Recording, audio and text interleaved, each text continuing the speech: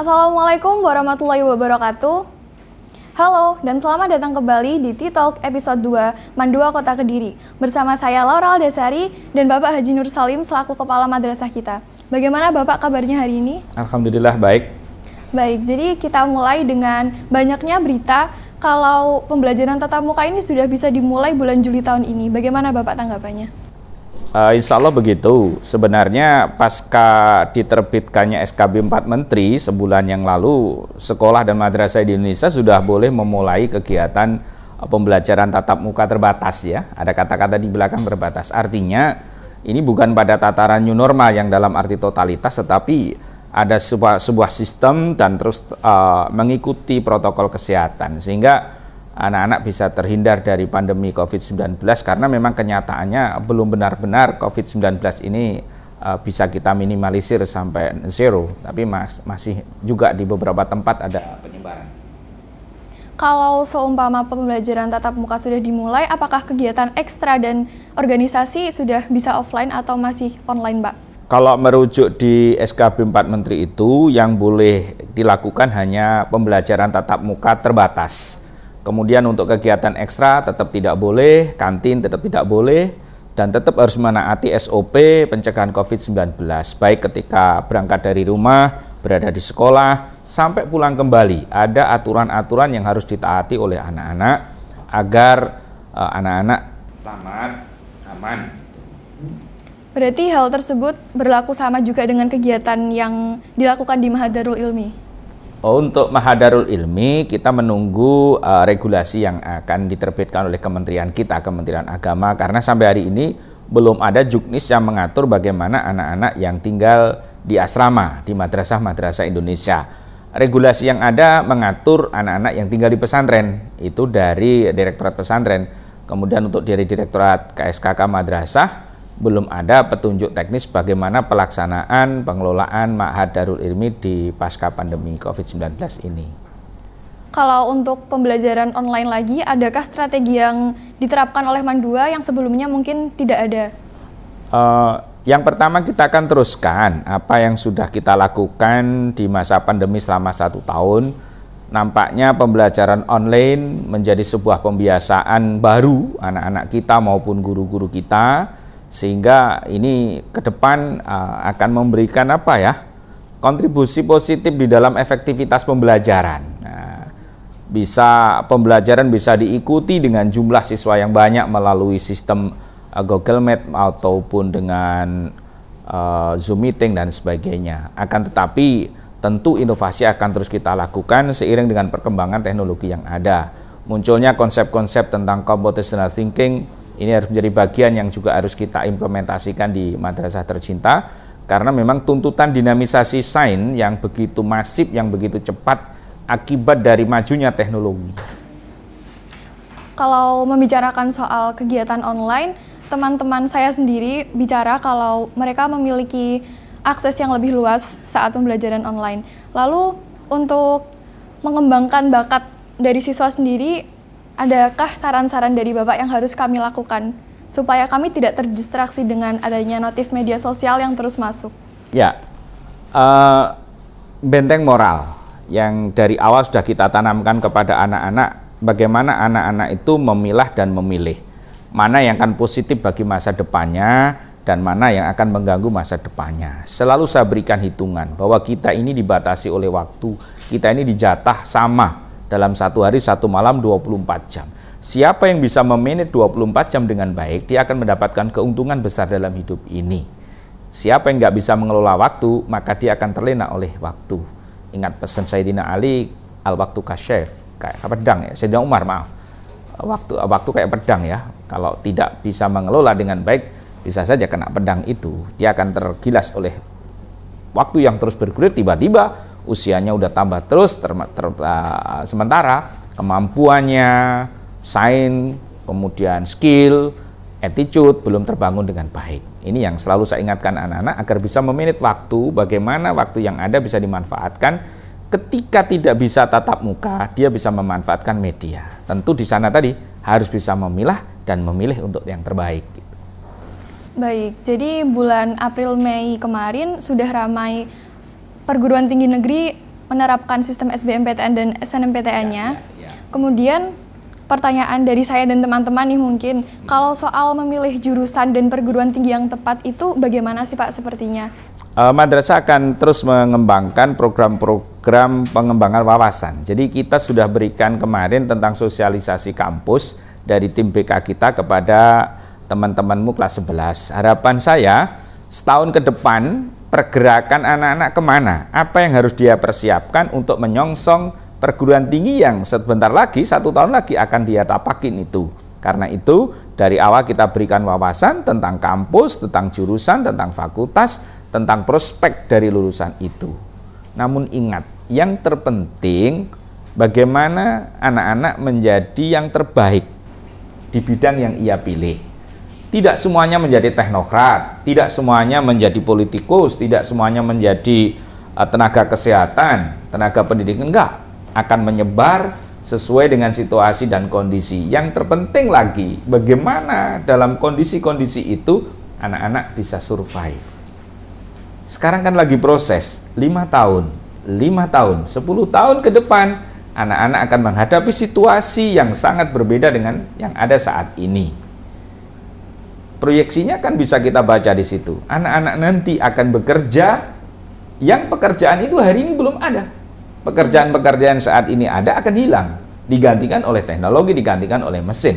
Ada pergeseran, contoh real saja. Dulu yang namanya paket cuman oleh sebuah institusi tertentu, sekarang namanya paket sudah begitu banyak, penjualan online dan sebagainya, marketplace dan sebagainya, itu sudah sedemikian masif. Apakah nanti juga akan hilang digantikan yang lain? Kita nggak tahu. Bisa jadi. Bisa jadi. Hari ini kita nyalain lampu masih pakai stop kontak, ceklekan itu. Suatu ketika mungkin dengan petikan tangan sudah bisa nyala setelah ditemukannya teknologi dan sebagainya dan sebagainya. Berarti dibutuhkan teknokrat yang tidak sekedar bisa memperbaiki listrik, tetapi juga mendigitalisasikan sistem kelistrikan di sebuah perusahaan, di rumah, di kantor dan sebagainya. Ini gambaran kecil saja. Ya. Kalau tanggapan Bapak Nur Salim sendiri soal kakak kelas dan alumni yang sudah diterima di perguruan tinggi luar negeri itu bagaimana Bapak? Keren progres dari madrasah tercinta kan. Kalau tahun lalu kakak-kakakmu yang di perguruan tinggi luar negeri di Turki ada 3, di Mesir ada 3, tahun ini sudah dengar kabar, alhamdulillah dalam proses ini sudah ada 1 yang diterima di Mesir dan ada yang mendapatkan beasiswa Fakultas Kedokteran di Undip, ada juga yang diterima di Politeknik, kayaknya 3 Politeknik menerima sekaligus dan itu beasiswa. Yang di senam PTN mengalami kenaikan cukup signifikan, yang dulu hanya 30-an anak sekarang bisa 61 anak, naik 100% ya. Kemudian yang SPAN PTKIN ada 55 anak. Ada masih sisa sekitar 200-an anak. Ini saya yakin anak-anak yang belum menemukan jurusan dan fakultas yang dia minati. Jadi dia tetap kepengen fakultas tertentu, jurusan tertentu di kampus tertentu. Maka dia akan menembus dari jalur SBMPTN yang kemarin sudah diikuti dengan UTBK-nya itu. Langkah berikutnya masih ada ujian mandiri, baik UTUL maupun yang lain ya, yang menggunakan metode-metode yang lain gitu ya. Kalau membicarakan soal perguruan tinggi negeri nih Pak, banyak sekali teman-teman dan mungkin saya yang mengejar nilai atau nama dari universitas itu sendiri. Kalau tanggapan Bapak sendiri, apakah akreditasi dari suatu PTN itu penting saat kita masuk di dunia kerja nanti Pak? Di Indonesia, parameter itu memang masih cukup kental. Jadi PTN masih menjadi pilihan karena ada satu aspek kualitas, yang kedua aspek pembiayaan. Di Indonesia perguruan tinggi negeri relatif tidak membutuhkan biaya yang terlalu banyak. Ini masih. Namun perguruan tinggi Indonesia kan terbatas. Tapi sejatinya seperti yang saya katakan tadi, bagaimana kita membangun kompetensi diri kita. Jadi jangan terkenal karena lulusan kampus terkenal. Saya ini terkenal dari kampus yang tidak terkenal. Kan bisa. Saya tidak dari kampus terkenal, tapi saya terkenal di mana-mana di berbagai provinsi di Indonesia. Sebenarnya kembali ke situ tadi, bagaimana komitmen kita untuk belajar. Wah, apalagi dari kampus terkenal menjadi orang terkenal akan lebih sempurna itu. Tidak harus di negeri, kalau terpaksa memang harapan dia pada jurusan dan fakultas tertentu dengan komit tertentu. Banyak sekali kampus-kampus tidak negeri tetapi kualitas jurusannya juga keren-keren. Ada jurusan hukum di kampus di Jogja yang bagus, kemudian ada fakultas kedokteran di kampus swasta di Surabaya yang bagus. saya pikir itu bisa menjadi alternatif karena memang kuota yang PTN, PTKN ini sedikit, jumlahnya sedikit. Ya, saya selalu mendorong juga agar anak-anak ini mau sekolah guru, karena penting itu. Jangan semuanya ke teknologi, semuanya ke hukum, politik, ke pertanian. Yang ngurusin generasi penerus itu nanti orang-orang yang nggak pinter, ini bahaya ini. Jadi yang sekolah di guru juga harus anak-anak yang pinter. Kayak di Finlandia itu loh. Di Finlandia itu orang-orang pinter biasanya di 3 titik. 1 advokat, 2 medis, 3 edukasi, pendidikan. Sehingga generasi penerusnya itu yang ngurus orang-orang pinter. Takutnya nanti kalau orang pinter udah nggak mau sekolah guru karena gajinya guru itu sedikit, nanti yang jadi guru yang nggak pinter. Bagaimana muridnya pinter kalau gurunya juga nggak pinter gitu lah. Ini ironisin nanti bangsa kita akan mengalami diserap yang luar biasa. Ingat peristiwa apa itu Hiroshima dan Nagasaki ya? Ketika ada pengeboman itu, kaisar yang ditanyakan masih ada berapa guru yang tersisa, bukan tentara. Karena guru itulah nanti yang mencerdaskan generasi penerus. Begitu urgennya. Ya, ini harusnya di Indonesia itu yang kurang terperhatikan. Anak-anak nggak bangga kalau sekolah guru itu. Ini harus kita balik karena jadi guru nanti harus bangga karena dia menjadi pelopor generasi penerus. Ya.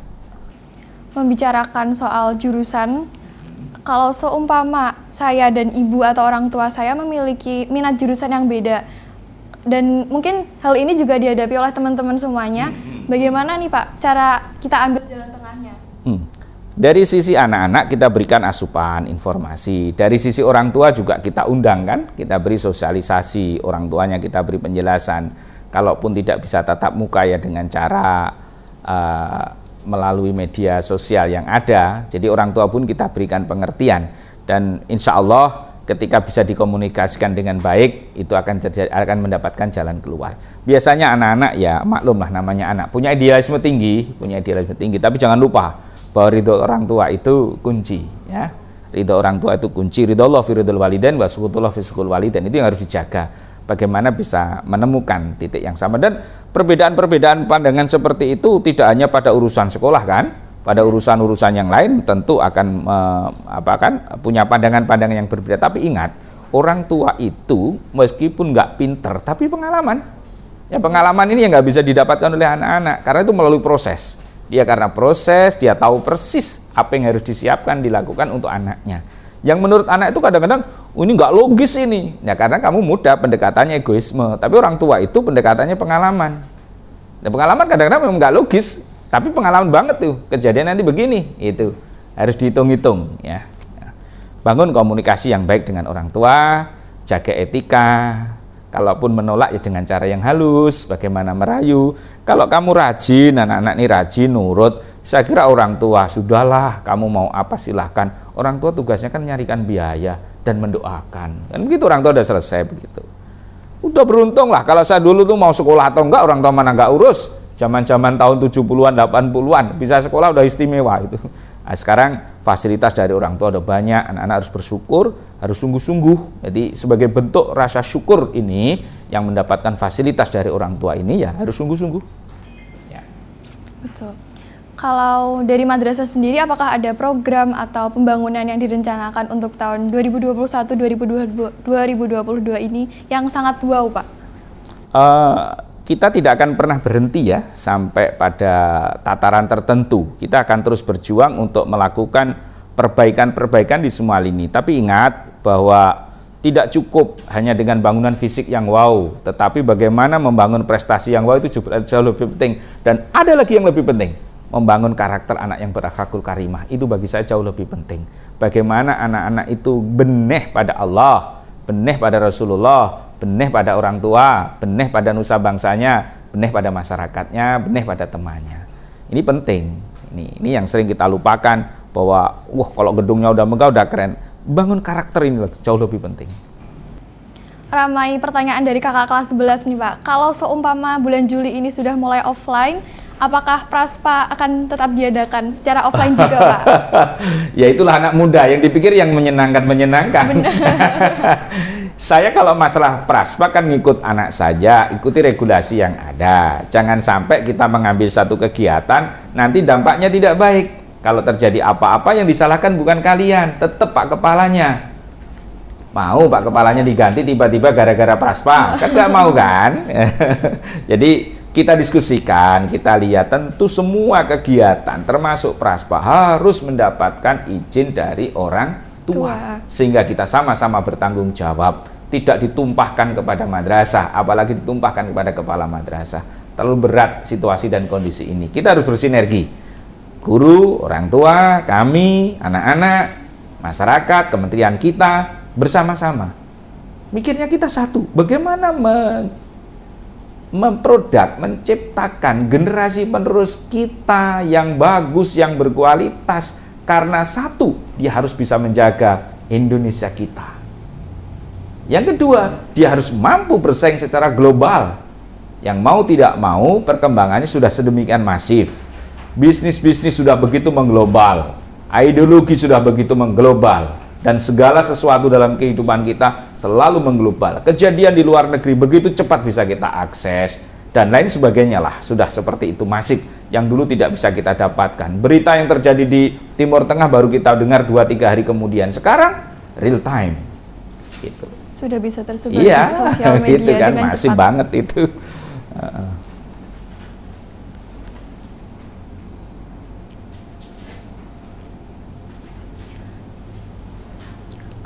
Karena pertanyaannya sudah habis, tidak terasa waktu kita sudah selesai.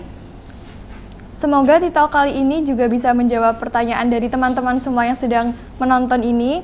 Apakah dari Bapak Nur Salim ada pesan-pesan untuk kami? Ya, anak-anak tidak boleh patah semangat, anak-anak tidak boleh berhenti bersemangat, karena itu modal yang paling tidak ada batasnya. Ekonomi kita bisa terbatas, uang kita bisa terbatas, harta kita terbatas, tapi semangat kita tidak boleh terbatas. Kita harus terus membangun semangat untuk membangun kebaikan. Pedomi betul pesan Rasul kita, khairun nas anfa'un linnas. Bagaimana kita bisa memberikan manfaat kepada orang lain, kita bisa memberikan manfaat kepada nusa bangsa kita tercinta. Terus berjuanglah, masa depan kalian masih panjang. Kami akan antarkan, akan dampingi kepada kalian untuk meraih cita-cita itu. Semoga semuanya sehat. Amin. Jaga diri baik-baik, kita belajar meskipun tidak bisa tatap muka secara masif. Baik, sekian, terima kasih. Terima kasih kalian untuk yang sudah menonton. Sekian, wassalamualaikum warahmatullahi wabarakatuh. Assalamualaikum warahmatullahi wabarakatuh.